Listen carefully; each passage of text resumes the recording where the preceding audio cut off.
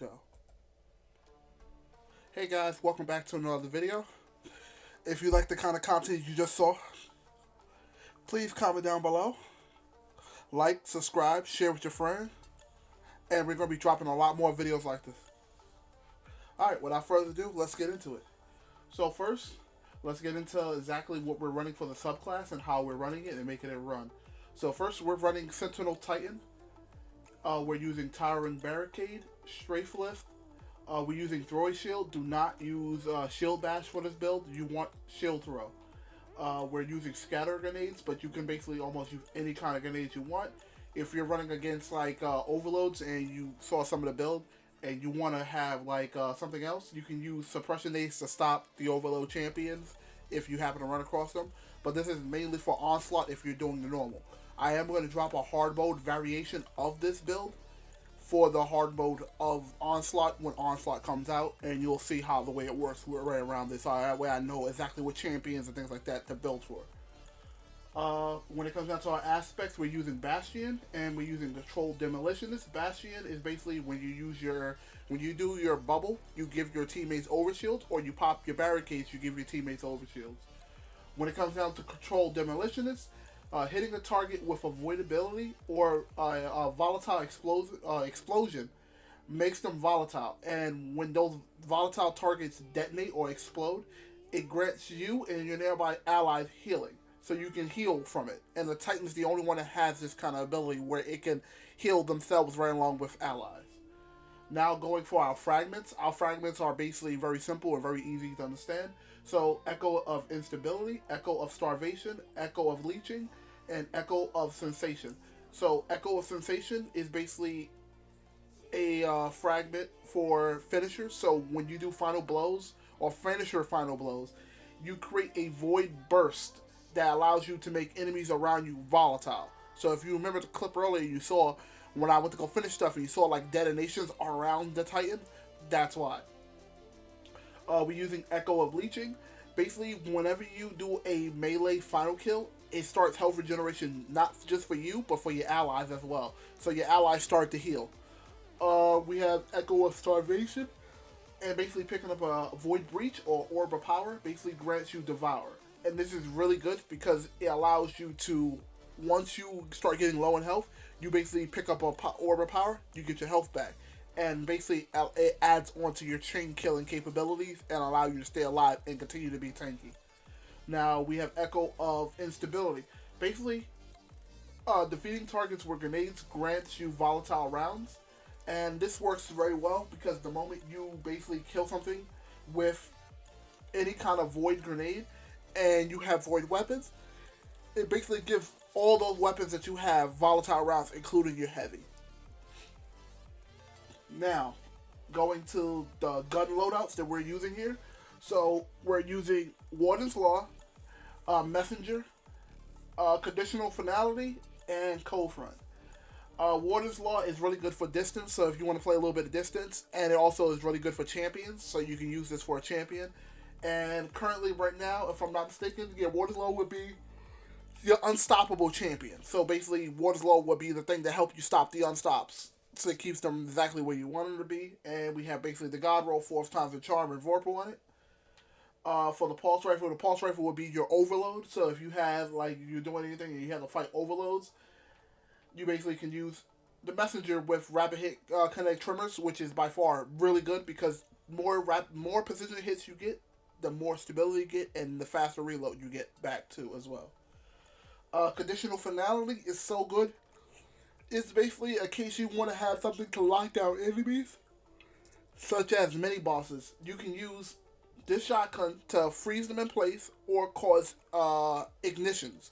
And this is so good because it helps lock down champions. It locks down all champions, regardless of what they are. The only thing it doesn't do, it doesn't stun like not unstop. It doesn't stun anti-barrier or overload, but it does stop them from popping their little bubble, especially the barrier. The barrier has like a little bubble that goes around them.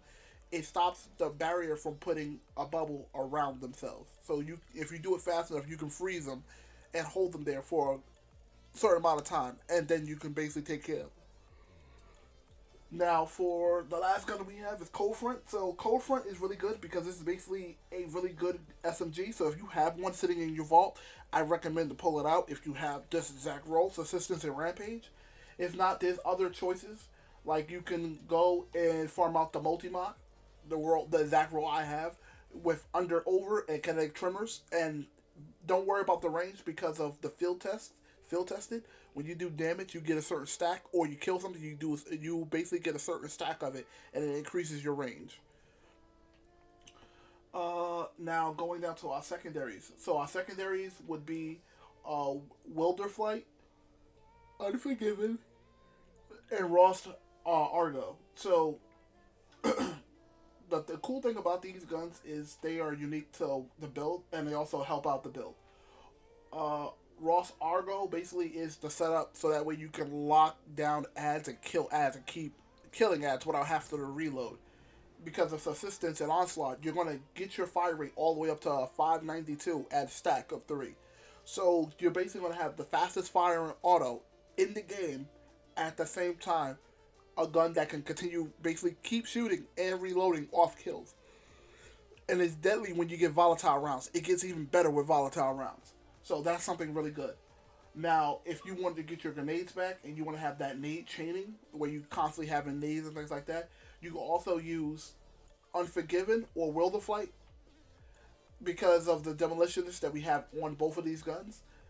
It's really, really nasty. The moment you basically throw a grenade, it reloads from reserves, and when you get kills with it, it gives you energy towards your grenade.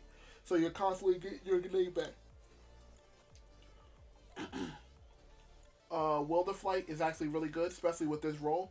We have Frenzy and Demolitionist on this grenade launcher, and this grenade launcher is really good because of the fact of that we have Demolitionist on it. And the other good thing is because it's a double fire grenade launcher, this thing is basically, it hits hard like how Unnerved Mountaintop used to do back in the day. So you shoot this thing on champions and on certain mini bosses, and it does good chunk damage on them. And you combine that with your volatile rounds, and you can bring enemies down really, really quickly with it. So this is something kind of cool that I decided to add to this. And the thing that makes it even better is because of Frenzy. Frenzy activates based off of how long you're in the fight. So if you're being in a like a fight or survival mode, and you're fighting for a good minute with a bunch of enemies, Frenzy stay active. But the moment you get out of combat, it deactivates, but then reactivates the moment you're in combat. And what it does is it gives you increased damage, handling, and reload speed until you're out of combat.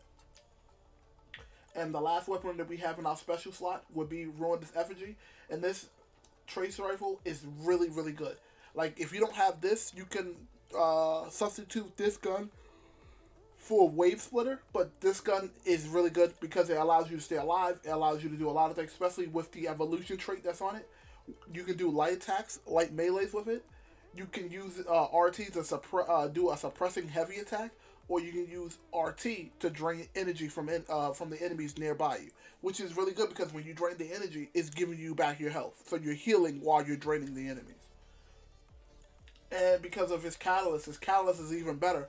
So what his catalyst is This weapon does increased damage to targets that are damaged by the spears, the transmutation spears that this gun creates, which is really good. And that's basically it. So now going into the heavy, we have a lot of things for heavy. I'm just going to quickly go over it, summarize what we're doing with this, so you can understand how this build works, and then we're going to continue playing some gameplay a little bit at the end here. So we have tractor cannon. So tractor cannon is self-explanatory, but for those who don't know, tractor cannon basically allows you to do more damage to anything you shoot with it. So you shoot it, it makes them weaken to damage, to a little bit more damage. I think by 15 to 20%, which is really good for the heavy weapon, and it does a good amount of damage on its own too. So you basically do this, and you basically buff your allies' damage, including your damage, towards a target that you just weakened, and it's really nice. And this thing, the cool thing about this is it does a suppression wave, and the cool thing about it, it works just like if you use your suppression ability, so it works on overload champions. So this is something that you could use if the modifiers, let's say, is overload and unstop, or overload and anti-barrier. This is something that you can use to mess around with the barrier champions and the overload champions at the same time. Now going to our legendary, so we have a legendary grenade launcher called Regiment, and this grenade launcher is by far one of the best grenade launchers that we have in the game that is craftable because of its options when it comes down to its perks. And one of its good perks that it gets is Explosive Light. I recommend Explosive Light more than I recommend Cascade Point, because Cascade Point may be good because you can just dump your mag. You don't want to just dump your mag. You want to be able to do consistent DPS, but also have ammo left. You don't want to dump all your ammo and you don't have ammo left.